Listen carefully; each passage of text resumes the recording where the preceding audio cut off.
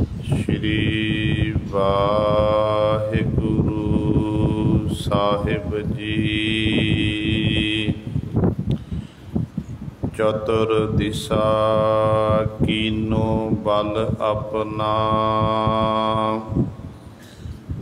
सिर ऊपर कर धारियो। कृपा कटाख अवलोकन कीनो, दास का दुख बिदारियो।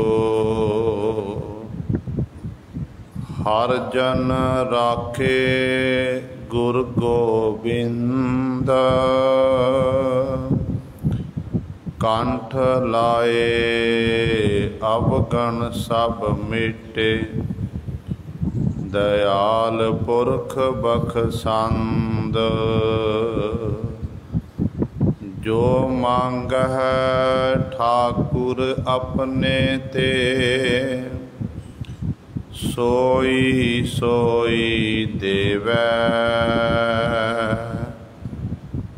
नानक दास मुख ते जो बोलै।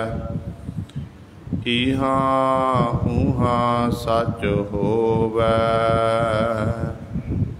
जिता जियो पिंड सब तेरा। तू अंतर जामी पुरख भगवान। दासन दास कह जन नानक, जेहा तू कराए तेहा हों करी वख्यान। बाणी गुरु गुरु है बाणी, विच बाणी अमृत सारे। गुर बाणी कह सेवक जन मानै, पर तक गुरु निस्तारे। सो कहो टल गुर सेविया, अहनिस सहज सुभाए। दर्शन परसै गुरु कै, जन्म मरण दुख जाए। होवै सिफत खसामदी, नूर अरसो कुरसो झटिया। तुद डिठे सच्चे पातशाह, मल जन्म जन्म दी कटिया। सज्जन सच्चा पातशाह, सिर साहांदै साहो। जिस पास बैठिया सोहिया, सबना दा बेसाहो। सतनाम श्री वाहिगुरु साहिब जी। जो प्रिय बचन कहे धन साजे, धन कछु न समझै चंचल काचे। बोहर बोहर बिरही संग मांगै, ओ बात जानै कर हासा है। जो प्रिय बचन कहे धन साचे, धन कछु न समझै चंचल काचे। बोहर बोहर बिरही संग मांगै, ओह बात जानै कर हासा है। आई आज्ञा फिरो बुलाया, ना तन पुछी ना मता पकाया।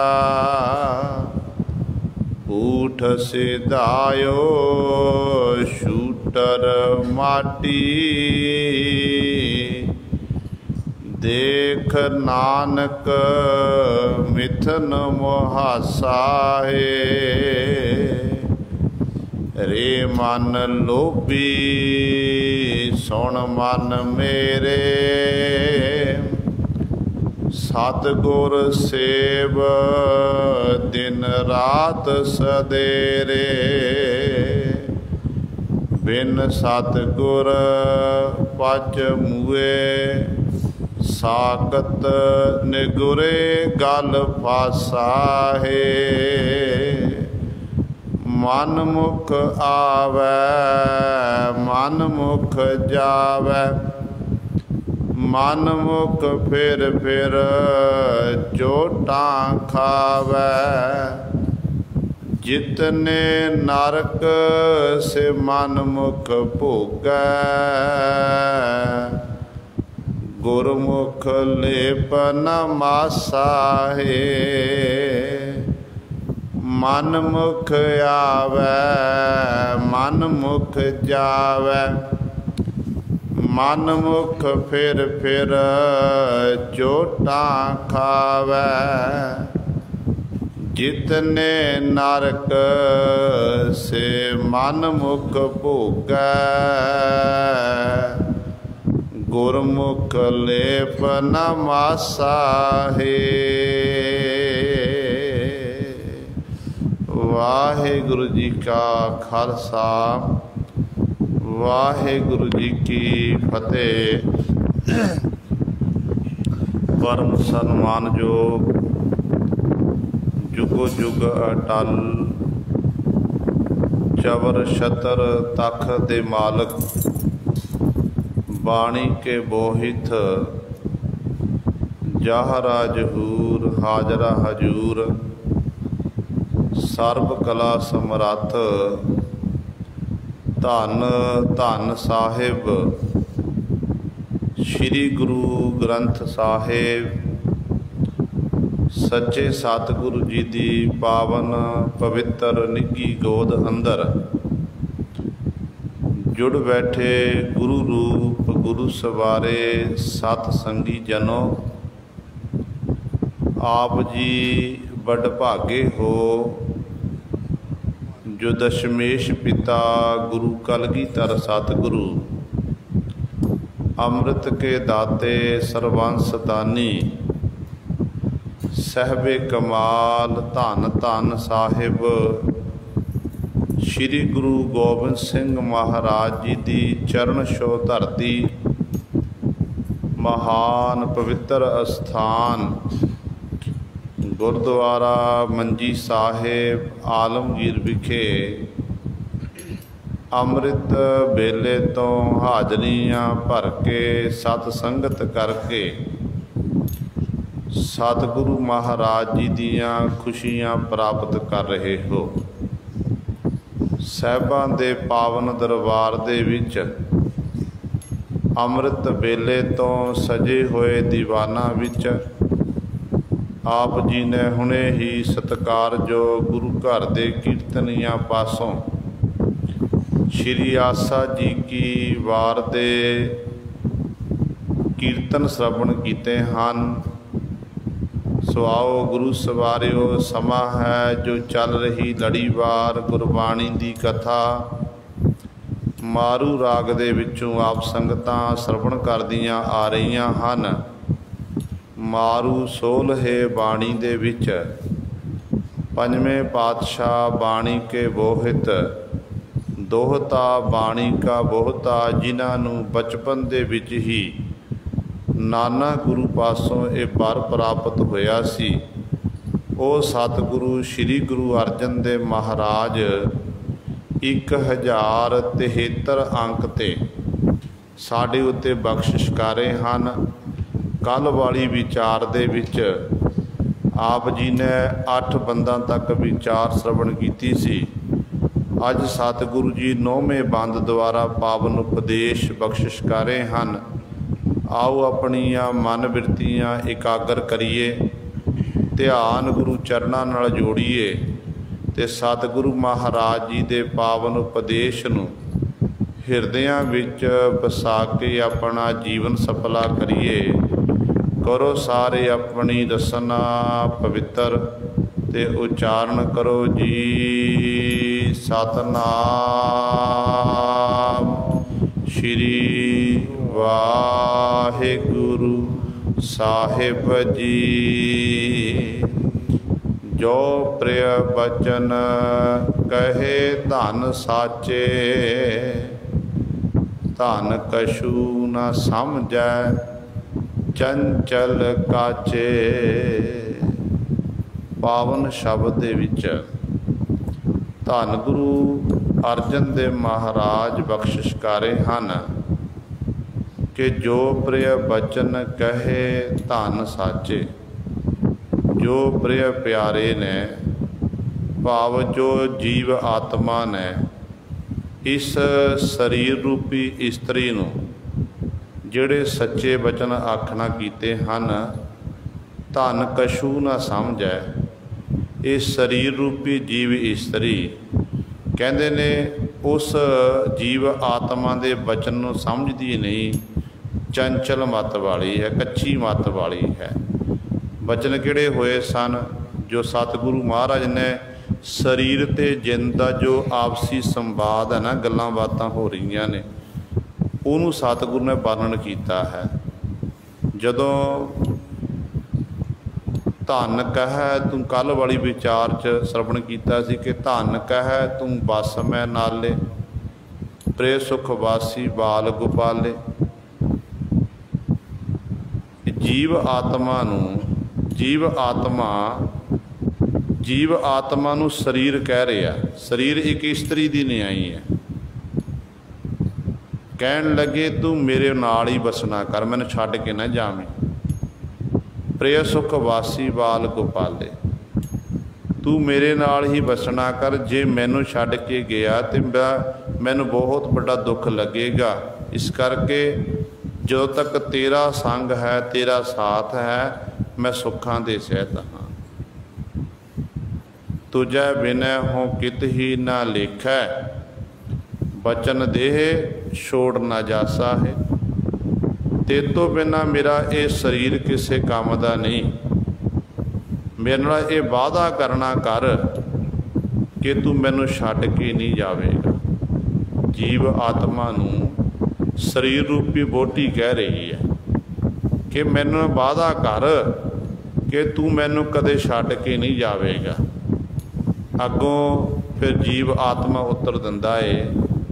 ਜੀਵ ਆਤਮਾ ਕਹਿੰਦਾ ਫਿਰ ਕਹਿਆ ਹੋ ਹੁਕਮੀ ਬੰਦਾ, ਉਹ ਭਾਰੋ ਠਾਕੁਰ ਜਿਸ ਕਾਣ ਨਾ ਛੰਦਾ। ਫਿਰ ਜਿਹੜਾ ਪਤੀ ਹੈ, ਜੀਵ ਆਤਮਾ ਪਤੀ ਹੈ ਸਰੀਰ ਦਾ, ਉਹ ਕਹਿਣ ਲੱਗਿਆ ਕਿ ਦੇਖ ਤੂੰ ਤਾਂ ਮੈਨੂੰ ਕਹਿ ਰਿਹਾ ਹੈ ਕਿ ਮੈਨੂੰ ਛੱਡ ਕੇ ਨਹੀਂ ਜਾਣਾ, ਮੇਰੇ ਨਾਲ ਇਹ ਬਚਨ ਕਰਨਾ, ਵਾਅਦਾ ਕਰਨਾ ਕਰ। ਪਰ ਕਹਿਣ ਲੱਗਿਆ ਜੀਵ ਆਤਮਾ ਕਿ ਤੈਨੂੰ ਪਤਾ ਮੈਂ ਤਾਂ ਹੁਕਮੀ ਬੰਦਾ ਹਾਂ, ਪਰਮਾਤਮਾ ਦੇ ਹੁਕਮ ਦੇ ਵਿੱਚ ਹੈ। ਮੈਂ ਹੁਕਮ ਦੀ ਪਾਲਣਾ ਕਰ ਰਿਹਾ। ਉਹ ਮਾਲਕ ਕਿਹੋ ਜਿਹਾ? ਕਹਿੰਦੇ ਉਹ ਭਾਰੋ ਠਾਕੁਰ, ਉਹ ਸਭ ਤੋਂ ਵੱਡਾ ਹੈ, ਤਿੰਨਾਂ ਲੋਕਾਂ ਦਾ ਮਾਲਕ ਹੈ। ਉਹਦੀ ਬਰੋਬਰਤਾ ਕੋਈ ਨਹੀਂ ਕਰ ਸਕਦਾ।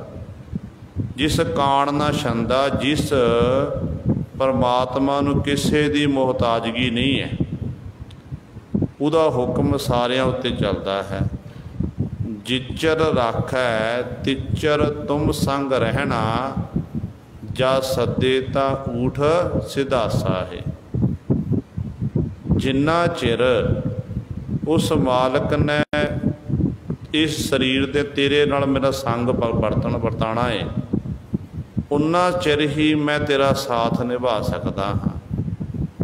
ਜਦੋਂ ਫਿਰ ਮਾਲਕ ਦਾ ਬੁਲਾਵਾ ਆ ਗਿਆ, ਇਹ ਸਰੀਰ ਰੂਪੀ ਵਹੁਟੀ, ਸਰੀਰ ਰੂਪੀ ਇਸਤਰੀਏ, ਫਿਰ ਤੈਨੂੰ ਮੈਂ ਛੱਡ ਕੇ ਜਾਵਾਂਗਾ, ਇਹ ਮੇਰੇ ਵੱਸ ਦੀ ਗੱਲ ਨਹੀਂ ਹੈ। ਕਿਉਂਕਿ ਸੰਜੋਗਾਂ ਕਰਕੇ ਹੀ ਜੀਵ ਤੇ ਜੀਵ ਦੇ ਸਰੀਰ ਦਾ ਮਿਲਾਪ ਹੋਇਆ। ਸਾਨੂੰ ਮਨੁੱਖਾ ਦੇਹ ਮਿਲੀ ਹੈ, ਇਹ ਸੰਜੋਗਾਂ ਕਰਕੇ ਮਿਲੀ ਹੈ।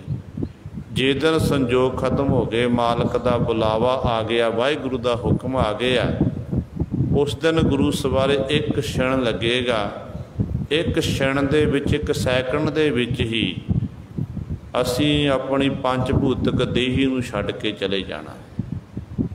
तो सतगुरु जी इत्थों तक आप जी ने कल वाली विचार विच वचन कीते सन, श्रवण कीते सी। हुण सतगुरु महाराज अगली पंक्ति च वचन कर रहे ने कि जो प्रिय वचन कहे धन सच, जिहड़े सच्चे वचन सी, क्योंकि इहदे च कोई बिल्कुल झूठ नहीं है।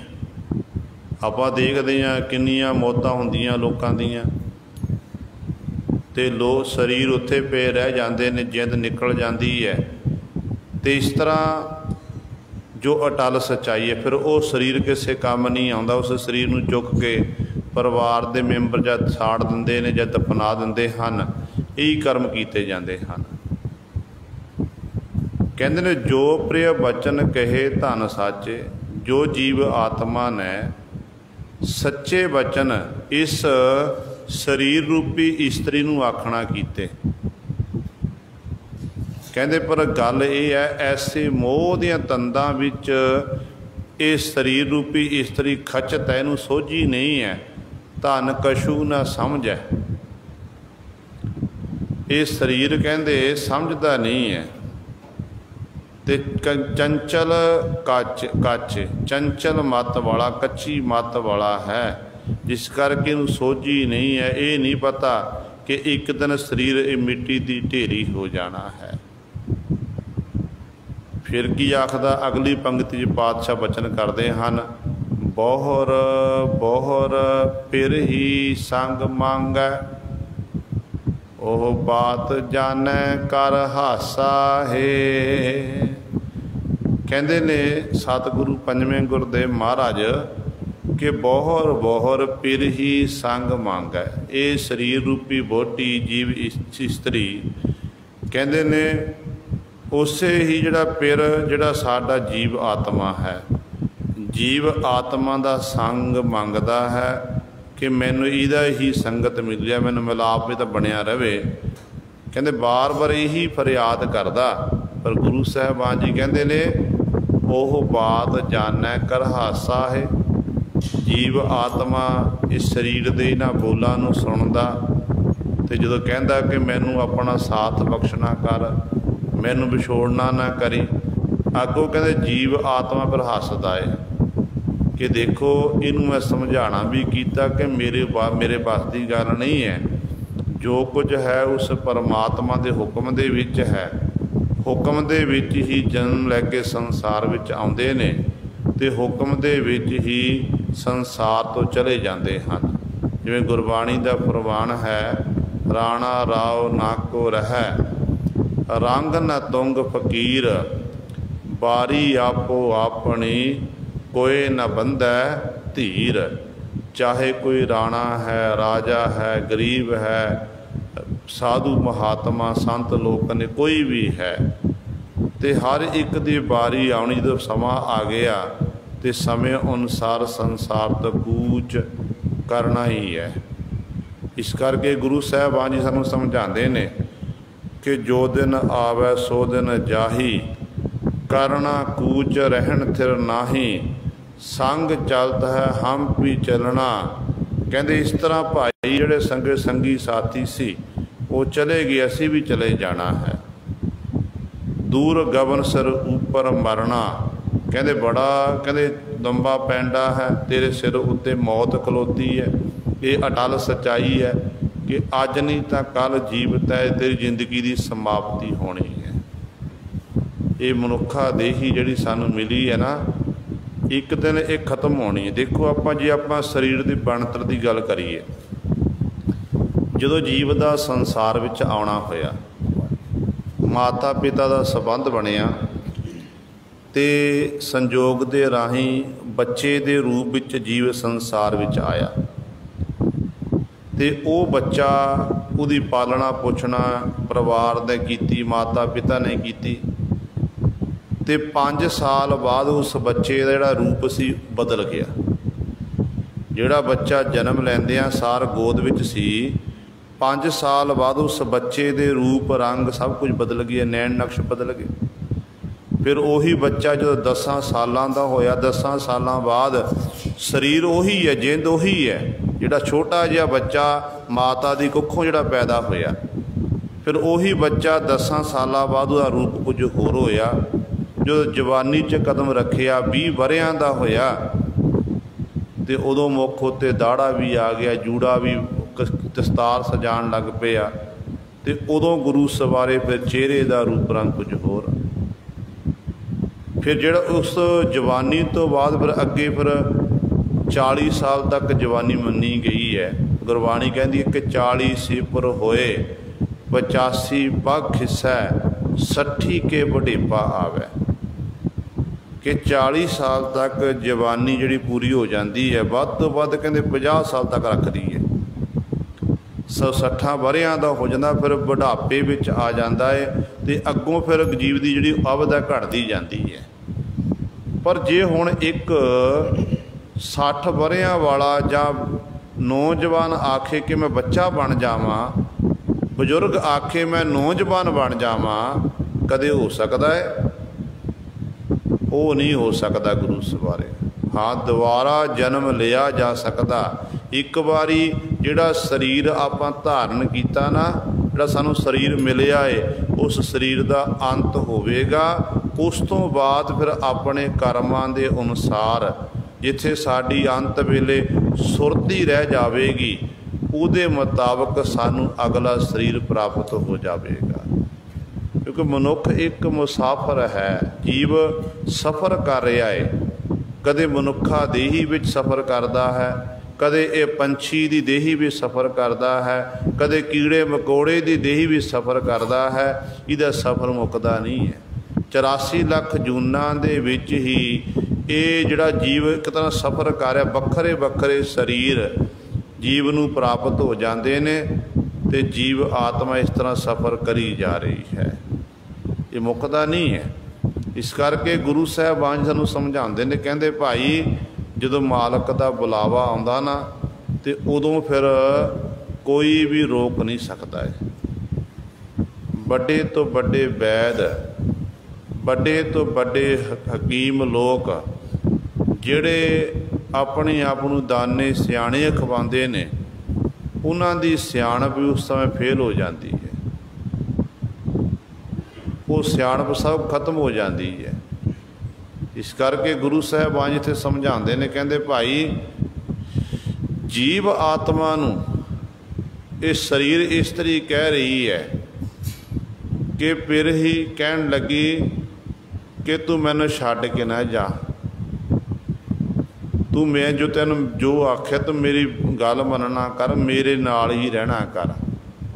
तो शरीर कह जिंद आखदी है, जिंद आखदा कि देख मैं परमात्मा के हुक्म विच बधा होया हाँ, जो मालक का हुक्म आ गया ना, उदों तैनूं छड्ड के जाना पवेगा। कहते जिहड़े बचन हुण इस शरीर नूं जीव आत्मा ने आखे, कहते वो बचन मनना नहीं कीते, समझदा नहीं शरीर।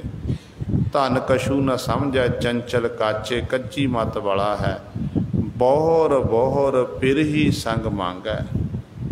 बार बार अपनी फिर जिहड़ा जीव आत्मा है उदा ही संगत मंगदा कि मैनू तेरा साथ मिलिया रहे, बस वह बात जानै कर हासा है। अगों कहते जे जीव आत्मा ये गल सुनदा तो सुन के अगों हसदा कि देखो मैनू समझा रहा बार बार कि मेरे बस की गल नहीं है। उस मालक के हुक्म दे जम्मण मरना हुक्म है, भाणे आवे जाए, संजोगां करके ही साडा मिलाप होया, संजोग विजोग धुरों ही हुआ। पंच धात का पुतला किया, धुरों दरगाहों ये बनया है, तो इस तरह फिर विछोड़ा पैना ही है। पर कहते ये जीव आत्मा ये जिहड़ा शरीर है समझदा नहीं है, हालत दी कैसी हो जाती है। अगों सतगुरु फिर बचन करते हैं, कहते ने आई आग्या फिरो बुलाया, ना तन पुछी ना मता पुकाया। आई आग्या परमेश्वर की आग्या आ गई, परमेश्वर का हुक्म आ गया पिरो बुलाया, जिहड़ा पिर पति है, जीव आत्मा इस शरीर का पति है, उन्होंने कहते परमात्मा ने बुला लिया अपने को कि आ भाई तेरा समा हो गया, जिन्हें तेन समा दिता सी मनुखा दे ही बख्शिश की सी, नाम जपण वाली जपण दे लई, सेवा सिमरन करन दे लई वो समा पूरा हो चुका है। क्योंकि ये परमात्मा दे साह जीव दे अंदर पाए हुए ने, एक साह जीव घट नहीं लै सकता, एक वध नहीं लै सकता है। जदों जीव का संसार विच आउणा हुंदा ना, उदों परमात्मा जीव दे हथ दे विच एक रुक्का पकड़ाउंदा, चिट्ठी पकड़ाउंदा है। वो जीव नूं सारी जिंदगी दिखाई नहीं दिंदी, ते सारी जिंदगी जीव फिर अपने काम धंधे करता है, मौज मस्तियां माणदा है। जदों फिर संसार तो जाण दा समा आउंदा ना, जो शरीर का हौली हौली साथ छुटदा, जिंद वक्री हुंदी है, उधर मौत जिहड़ी है वो दस्तक दिंदी आके, ते जीव कहता कि नहीं मेरा तो असली, मैं तो इस शरीर नाल रहना है, मैं बड़े आनंद विच हाँ। ते उदों फिर जिहड़े जम ने वो दिखाउंदे ने कि देख भाई तैं हाथ विच ये चिट्ठी पकड़ी हुई, चिट्ठी नूं पढ़ना। उदों चिट्ठी दिखाई दिंदी आ, वो रुक्का दिखाई दिंदा है। जदों उस रुक्के नूं पढ़दा, उस चिट्ठी नूं पढ़दा है, ते उहदे च लिखिया हुंदा कि इन्ना समा ते संसार च विचरना, इन्ने साल, इन्ने घंटे, इन्ने साह लैने ने, कि तू एक भी तू वध नहीं लिजा सकता, तेरा समा हो गया, तू मालक नाल इकरार करके आया है। ते उदों फिर गुरु सवारे एक क्षण लगदा, एक क्षण दे विच ही परमात्मा जिहड़ा है उस जीव नूं फिर शरीर नाल वखरा कर दिंदा है। ते सतगुरु कहंदे ने जदों उस मालक दी आग्या आउंदी है ना, ते पिर कहंदे आई आग्या, पिरो बुलाया, जिहड़ा पिर जीव आत्मा शरीर का पति उहनूं बुला लैंदा है। ना धन पुछी, जो तुरन लगदा ना, ना तो अपनी धन पुछी, भाव शरीर नूं पुछदा है, ना मता पकाया, ना ही कोई सलाह मशवरा किया जाता है। जिवें आपां घर विच कोई समागम होवे, चार भरा ने परिवार के मैंबर इकत्तर हो के उस कारज नूं नेपड़े चाढ़न वास्ते आपस सलाह मशवरा करते हैं। लड़के की शादी है, लड़की की शादी है, या होर कोई कारज है, तो इकट्ठे बहते ने, भाईचारा इकट्ठा हुंदा ते आपस च गल्लां बातां करते हैं कि भाई ये जिहड़ा कारज फलानी तरीक लिखी गई है, ये कारज आपां करना है। तो उदों इस तरह फिर सलाह मशवरा किया। शरीर जिहड़ियां उदों जो तक जिंद अंदर है शरीर दे, उदों तक सलाह मशवरा हुंदा है। पर जदों जाण दी बारी आउंदी ना, संसार तो कूच करन दी बारी आउंदी है, उदों किसे नाल परमात्मा सलाह मशवरा नहीं करदा। जदों समा आ जांदा ते क्षण, एक क्षण दे विच ही परिपूर्ण परमात्मा इस जीव आत्मा नूं कढ के लै जांदा है। ते सतगुरु कहंदे ने फिर हालात किहो ਜਿਹੇ हो जांदे ने, ऊठ सिधायो शूटर माटी, देख नानक मिथन मुहासा है। ऊठ सिधायो कहंदे फिर इस तरह जीव जिहड़ा है संसार तो उठ के सिधाए चल पैंदा है। शूटर माटी, जिस मिट्टी दे नाल, जिस शरीर दे नाल निता प्रति मोह करदा फिरदा सी, उस मिट्टी नालों कहंदे संबंध टुट जाता है। संबंध टुट जाता, विछोड़ा पै जाता है। देख नानक मिथन मुहासा है। नानक गुरु जी उचारण करदे कि भाई देखना कर, जिहड़ा ये संसार दा शरीरां दा मोह है, असल विच कहंदे ये सारा झूठा है, फानी है, नाशवंत है। तू एवें इहदे विच गलतान ना होना कर। इहदा मतलब ये नहीं कि अपने शरीर की आपां केयर नहीं करनी है। सतगुरु का कहण दा भाव यह है कि संसार विच विचरदियां मनुखा देही मिली है, जिथे ते अपने परिवार की पालना पोषणा दे लई काम धंधे करने ने, उत्थे नाल तैं उस वाहिगुरू की इबादत करनी है जिस कारज लई तैनूं ये मनुखा देही प्राप्त होई है। जिवें गुरबाणी का प्रवान है, कबीर साहिबान जी बचन करते हैं कि गुर सेवा ते भगत कमाई, तब यह देही तब यह मानस देही पाई। इस देही को सिमर है देव, सो देही भज हर की सेव। भजो गोविंद भूल मत जाहो, मानस जन्म का यही लाओ। कहते मनुखा जन्म का यह लाहा है, नाम जपना, सेवा सिमरन करनी। जे ये अपने जीवन च आपां कमा लिया सेवा ते सिमरन, तो साडा संसार विच आया सफला है। पर जे आपां इहदे पास खुंझ गए फिर दोबारा सानू मनुखा दी नहीं मिलेगी। मता मन विच ये सोचे कि जीव जे ये सोचे ना मन च कि कोई नहीं, आम तौर पर ये गल्लां बातां करदी किसी नूं कह दी कि बाणी पढ़ो, सिमरन करो, खंडे बाटे दा अमृत छको, साबत सूरत होवो, तो अगों कहते हैं कोई नहीं अगला जन्म देखांगे, इस जन्म मौज मस्तियां कर लईए। पर अगला जन्म गुरु सर पता नहीं किहड़ा प्राप्त होना है, किसी नूं कुछ नहीं पता। भगत कबीर साहिबान जी एक श्लोक विच उत्तर दिंदे ने, कबीर मानस जन्म दुलंभ है, होए न बारै बार। ज्यों बन फल पाके भोए गिरह, बहुर न लग है डाल।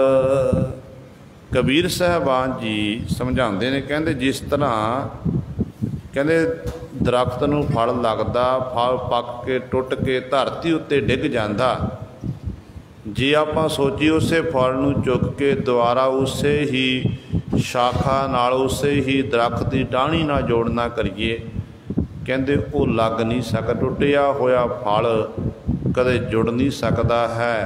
इस तरह अज मनुखा देही मिली है, जिहड़ा यही तेरी अवसर, यही तेरी वार, घट भीतर तू देख विचार, तैनूं समा मिलिया है, तू समय की कदर करना कर।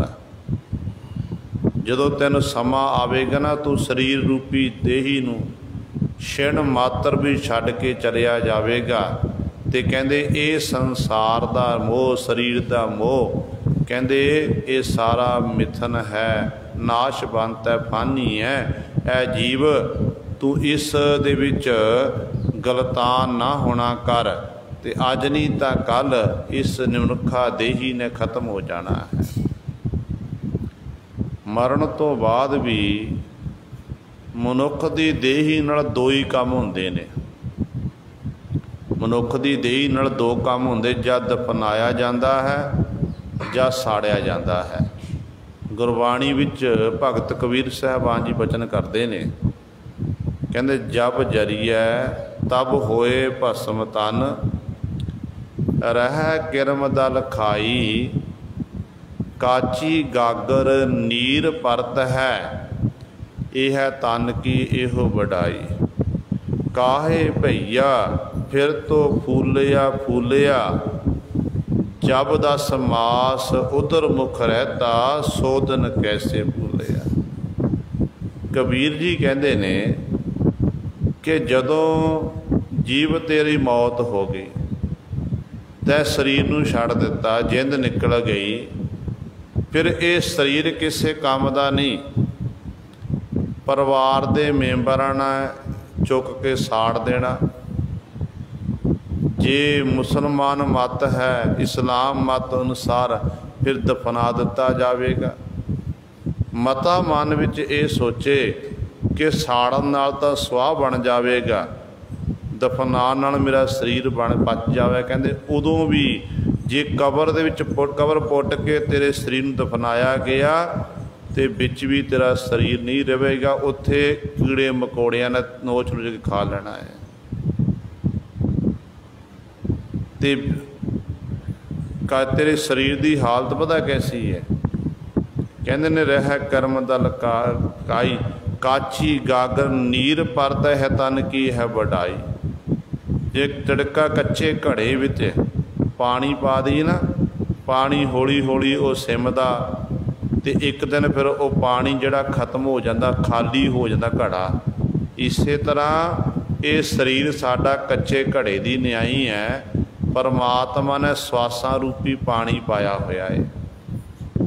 दिन ते रात करके साडे जिहड़े ये साह मुकदे जा रहे हैं। दिन ते पहर, पहर ते घड़ियां, आप घटै तन शीजै, काल अहेरी फिरै बदक जियों, कहो कबन बिद कीजै। ते गुरु सवारियो जदों काल ने सिर दी चोटी तो आके पकड़ लेना, उदों कोई भी फिर बचा नहीं सकता है। समा जिहड़ा लंघदा जा रहा है ते समय की आपां कदर करिए। सतगुरु कहते ने जदों कहते इस मनुखा देही नूं छड्ड के ऊठ सिधायो शूटर माटी, उठ के चलिया गया जीव आत्मा, चलिया गया परमात्मा दे हुक्म विच आई आग्या, फिर वो बुलाया चलिया गया। तो उदों फिर कहते ये मिट्टी छोटर माटी, मिट्टी नूं सड़ जाता। शरीर मिट्टी की न्याई है, मिट्टी है। फिर इस तरह कहते ये संसार का जिहड़ा मोह है ना, ये सारा नफानी है, नाशवंत है, ये अटल नहीं है। अटल केवल परमात्मा का नाम है। अटल साडे गुरु साहिबान जी हैं। जो आप गुरु ग्रंथ साहिब महाराज नूं मत्था टेकते हैं तो गुरु ग्रंथ साहिब महाराज के बाबत शब्द वरते जाते हैं कि जुगो जुग अटल, धन धन श्री गुरु ग्रंथ साहिब जी। जुगो जुग अटल पर हरेक युग दे विच हुण कलयुग का समा चल रहा। कलयुग दे विच गुरु ग्रंथ साहिब महाराज प्रकाशवान ने। कलयुग तो बाद सतयुग का समा भी जी आ गया ना। सतयुग का समा आया, द्वापर फिर आया, त्रेता फिर आया। तो गुरु ग्रंथ साहिब महाराज इस तरह ही रहणगे, रहिंदी दुनिया तक रहणगे। रहिंदी जो तक दुनिया संसार है उदों तक गुरु ग्रंथ साहिब महाराज जी हैं। ते गुरु साहिबान भी अटल ने, परमात्मा भी अटल है, बाकी सब कुछ फानी है, नाशवंत है। तो सतगुरु जी इस तरह समझा रहे हैं, रे मन लोभी सुन मन मेरे, सतगुर सेव दिन रात सदेरे। हुण सतगुरु जी अगली पंक्ति विच बचन करते हैं, कहते रे मन लोभी, मन नूं लोभी दसदे, क्योंकि जिहड़ा लोभ लालसा पैदा होनी है। असल च ये सारी मन की खेड है। मन जदों बेईमान होना तो मन बेईमान होण लग्या ये नहीं देखदा 10 रुपया उत्ते मन बेईमान हो जाता है। जे मन नूं संतोख प्राप्त होवे, मन दे चाहे लखां रुपया सामने पिया होवे, जे मन नहीं कहता कि नहीं मैं चोरी नहीं करनी, चोरी नहीं करेगा। कल तो मन विच लोभ है, लालसा है, जिस करके ये सारे गलत काम हो रहे हैं। सतगुरु कहते रे मन लोभी, हे मन लोभी, ये लोभी मन सुनना कर। सुन मन मेरे, तू सुनना कर मेरा मन, है मेरे मन सुनना कर मेरी गल। की आख्या सतगुर सेव दिन रात चतेरे। तू सतगुरां नूं सेवना कर। किवें जिवें किहड़ा समा, कहते दिन ते रात, दिने भी ते रात भी। हर साह दे राही तू सतगुर नूं चेते कर, उस मालक दा सिमरन करना कर। जदों सतगुर नूं चेते करेगा, जो चित्त दे विच सतगुर की याद वस जाएगी, सतगुर का नाम वस जाएगा, तो अपने आप ही फिर जिहड़ा लोभ सी पदार्थां दा लोभ, पदार्थवादी सोच वाला होने करके पदार्थां दा लोभ मन विच सी ना, वो फिर उत्थे वो लोभ खत्म हो जाना। जब चित्त करतार विच जुड़ गया, फिर उस जीव का जिहड़ा मन है संसार दे विच नहीं रहिंदा, विचरदा संसार विच है, कार विहार करदा है, पर मन करके गुरु सवारियो वो करतार नाल ही गल्लां बातां करदा है। संसार दे जीवां नूं देखदा, मिल वर्तन सुभाਅ रखदा है। उस मिल वर्तन सुभाਅ तां रखदा है क्योंकि सारे संसार दे विच उहनूं करतार नज़र आउंदा है कि करतार दी बनाई हुई एक कुदरत है, उस वाहिगुरू दी कुदरत है। तो हर समय फिर वो मालक का शुकराना करदा, कदे भी मालक नूं विसारदा नहीं है। पर ये जिहड़ी गल आ साडे पकड़ विच आनी बड़ी औखी है। गुरबाणी दे अर्थ करने सौखे ने, कथा करके सुना देनी सौखी है, सुन लैनी सौखी है, पर उहदे उत्ते अमल करना बड़ा औखा है। ये गुरु साहबान किरपा कर दवे ना, गुरु की किरपा दे नाल ही अमल हो सकता है, पर कोशिश करनी चाहिए है। कोशिश करनी कि जे आपां देखदे कई बार एक कीड़ा वो कंध उत्ते चढ़न की कोशिश करता, एक बारी चढ़ता फिर डिग जाता, दूजी बारी चढ़ता फिर डिग जाता, तीजी बारी चढ़ता फिर डिगदा। जो बार बार चढ़ता एक दिन एक समा इहो जाता वो कीड़ा उस कंध उत्ते चढ़ के उपर पहुँच जाता है। इस तरह धर्म का मार्ग भी यही है, नाम जपना सिमरन करना, मन नहीं जुड़ता कोई गल नहीं। बार बार गुरु साहबान जी के चरणों च बेनतियां करो कि पातशाह डोलन ते राखो प्रभु, नानक दे कर हाथ, कि पातशाह जी साडे उत्ते किरपा करो, मन डोल रहा है पर सतगुरु रसना साडी चप रही है।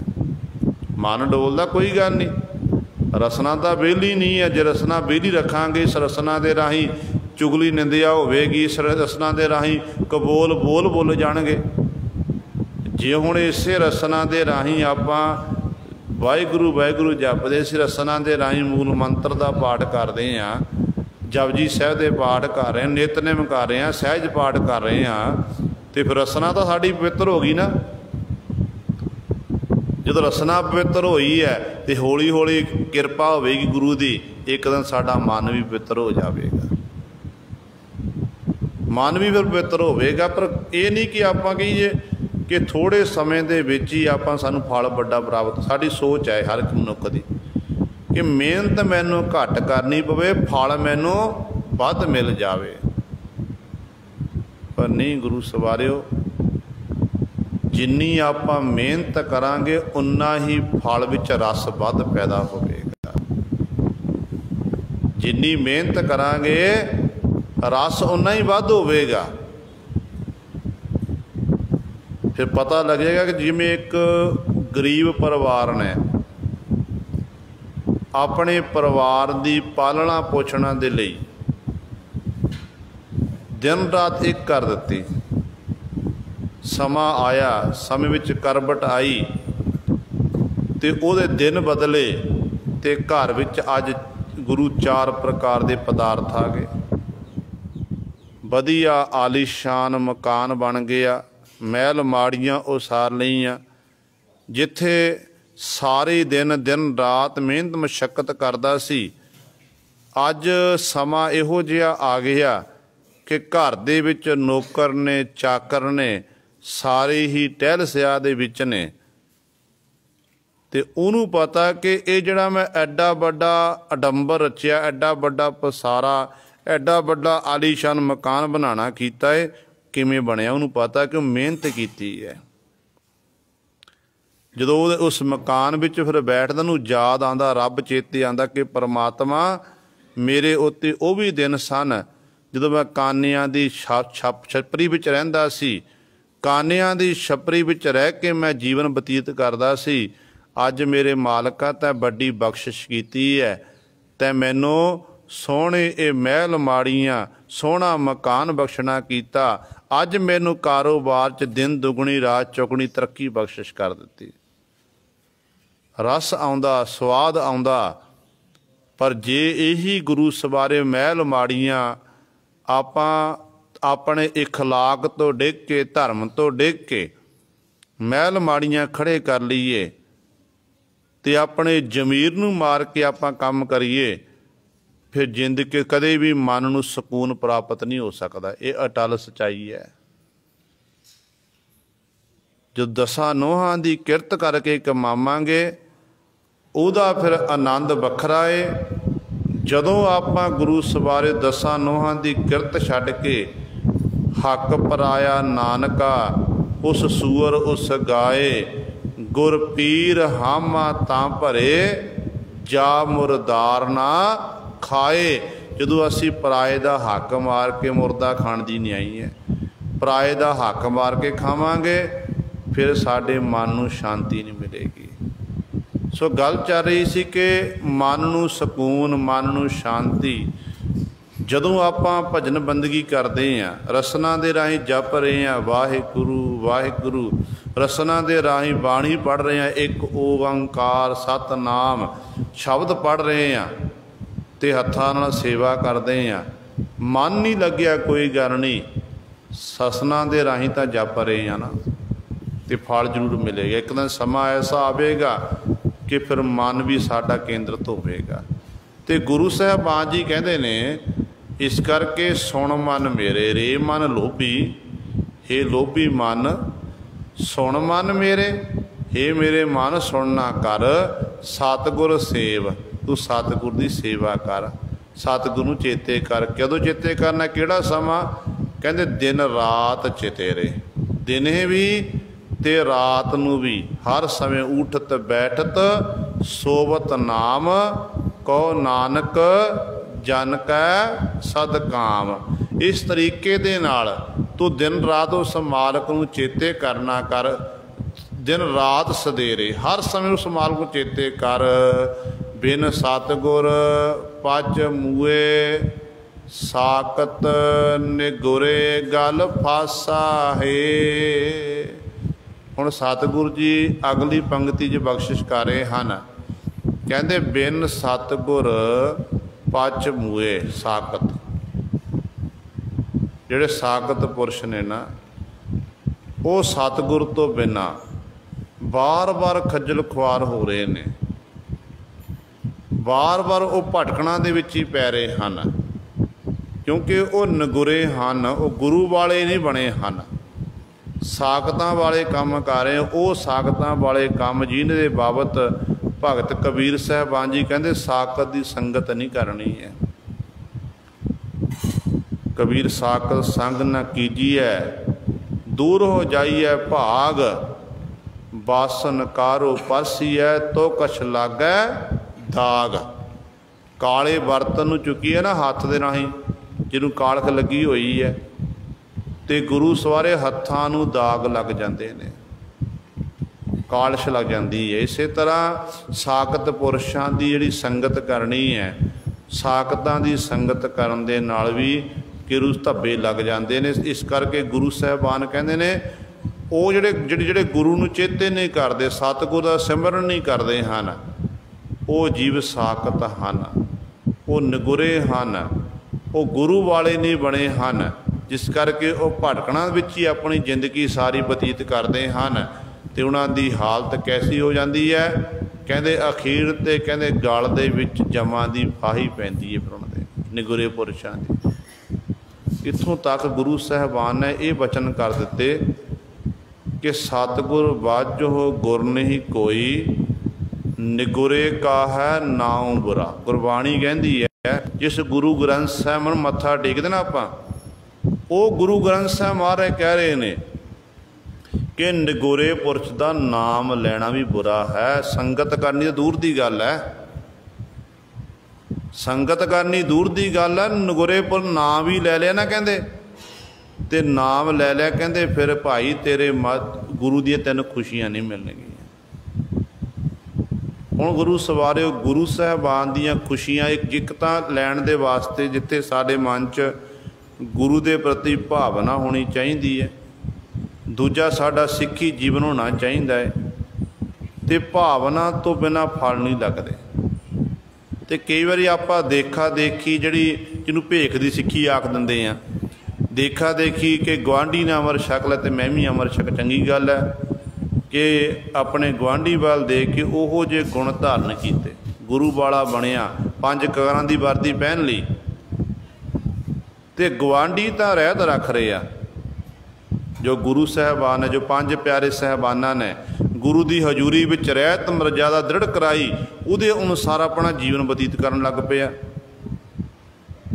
पर भेख दी सिक्खी देख के इस तरह आप 5 ककारां दी वर्दी पहन ली, पर गुरु सवारियो परमेश्वर का नाम, गुरु साहबान का नाम बिल्कुल नहीं लेना कीता। इस तरह ही अपना जीवन व्यर्थ गवा दिता। ना दिने सिमरन किया, ना रात को सिमरन किया। सारी जिंदगी काम धंधियां विच खचत हो के इस तरह व्यर्थ गवाती। इहनूं कहंदे भेख दी सिक्खी। इहो दी सिक्खी सतगुर दे दर ते प्रवान नहीं है। सतगुर नूं वो सिक्खी भाउंदी है जिहड़े गुरु की रहत मर्यादा अनुसार जिहड़ा अपने जीवन नूं बतीत करता है। असल च वो सिक्खी जीवन वाला जीव सतगुरु नूं प्रवान है। तो सतगुरु इत्थे समझा रहे हैं, कहंदे भाई जिहड़े निगुरे पुरुष हैं, इन्हां निगुरे पुरुषां दे गल विच फिर जमां दी फासा, जमां दी फाही पैंदी है। मनमुख आवै मनमुख जावै, मनमुख फिर चोटां खावै। सतगुरु जी की जीव का जम्मण मरण का चक्कर कटिया जाता है? तो सतगुरु कहते हाँ भाई कटिया जाता है। सतगुरु जी फिर बार बार जन्म कौन लैंदा ते बार बार मरदा कौन है? तो सतगुरु जी वचन करते कि मनमुख ही बार बार संसार विच आउंदा जन्म लैके, मनमुखी संसार तो फिर चलिया जाता। मनमुख बार बार जमदा ते बार बार मरदा, बखरे बखरे शरीर धारण करदा, टेढ़ियां मेढ़ियां जूनां च भटकदा है ते जमा दियां चोटां बार बार ये मनमुख जीव ही खांदा है। हुण मनमुख कौन है? जिहड़ा मन की मर्जी करने वाला, जिहड़ा गुरमत तो उल्ट कर्म करता है, जिन्हों गुरु की गल चंगी नहीं, परमेश्वर की वडियाई चंगी नहीं लगती है। वो मनमुख जीव की हालत इहो जी हुंदी है कि बार बार फिर वो मन चोटां ही खांदा है, भटकणा दे विच ही लग्या रहिंदा है। जितने नरक से मनमुख भोगै, गुरमुख लेप न मासा है। अगली पंक्ति जी पातशाह जी बचन करते हैं कि जिन्ने भी नरक हैं परमात्मा दे बनाए हुए, ये स्वर्ग ते नरकां दी गल साडे धार्मिक ग्रंथ गुरु ग्रंथ साहिब महाराज होर ग्रंथ भी गल करते हैं। कहते जिन्ने भी नरक बनाए हुए ने परमात्मा दे, वो सारे नरकां नूं मनमुख जीव भोगदा है। मनमुख जीव वो सारे नरक भोग रहे आ। फिर कहते पर ये उल्ट जो गुरमुख हैं जिहदा गुरु बल है, गुरु की सिक्ख्या अनुसार चलने वाले ने, कि सतगुरु जी वो भी फिर नरकां विच पैंदे हैं। उन्होंने भी ये नरकां दा सामना करना पैंदा है। तो सतगुरु कहते मनमुख जीव तो भोगते हैं, पर गुरमुखां दे नेड़े लेप ना मासा है, मासा रत्ती मात्र भी भाव थोड़े जे भी कहते इस तरह नरकां दे भी कोल नहीं जाते, इन्हां दे नेड़े नहीं आ सकते नरक, क्योंकि वो गुरमुख हैं, गुरु दे सन्मुख हैं। गुरु साहबान जी उन्हां उत्ते बख्शा करते हैं, जिहदी रसना दे उत्ते हर समय गुरु गुरु होवे ते गुरु सवारे नरक उहदे नेड़े किवें आ सकते हैं। जिहड़ा गुरु जिन्हें गुरु नूं विसारिया होया वो तां फिर भड़केगा, नरकां विच रहेगा, टेढ़ियां विच जुने भटकदा रहेगा। पर जिहदी जबान उत्ते गुरु है ना, ते गुरु फिर उहदे नाल वसदा, ते गुरु ते परमेश्वर विच कोई फर्क नहीं हुंदा। जिथे गुरु साहबान दा नाम आ जावे ते उत्थे गुरु सवारे फिर ये जिहड़े जम इत्यादक दा कुछ नहीं बिगाड़ सकते ने, क्योंकि सानू सतगुरु जी ने केसाधारी बनाया। सतगुरु ने वचन किए कि मेरा सिख साबत सूरत दस्तार सिर।